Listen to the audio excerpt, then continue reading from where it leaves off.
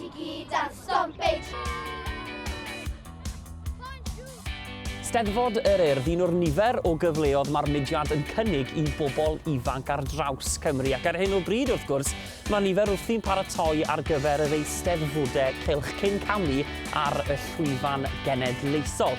Ond os nad ysdychu athrawes neu hyfforddwr sy'n egniol dros yr eisteddfod, wel mae'n gallu bod yn anodd i wybod le i droi. Wel bellach, mae yna adnodd ar-lein i'ch helpu gyda'r gwaith ymarfer.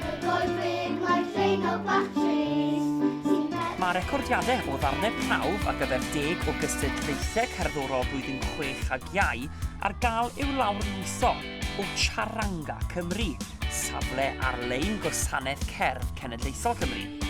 Ac mae Ysgol Gymraeg Melin Griffith yng Nghaerdydd yn barod yn gwneud y mwyaf o'r adnodd newydd.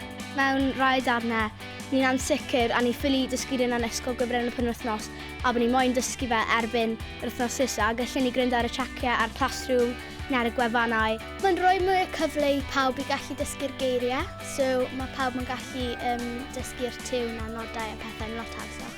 Dwi'n meddwl bod yn peth da oherwydd gweud bod chi'n ansicr ar rhywbeth, ond does dim ganddyn nhw digon o amser i mynd dros eto yn yr ysgol. Chi'n gallu ffocysu jyst ar eich hun. Y nod yn ôl yr Urdd yw rhoi mwy o gyfle i blant i ddysgu'r darnau a hefyd i gymryd rhan yn yr Eisteddfod. A bobl ifanc ar draws Cymru a cynnig adnoddau yn nhw yn rhad ag am ddim i gymryd rhan yn y celfyddydau, profiad cyntaf lot ohonyn nhw. A'r gobaith yw cael mwy o blant a phobl ifanc i brofi'r wefr o ennill ar lwyfan genedlaethol.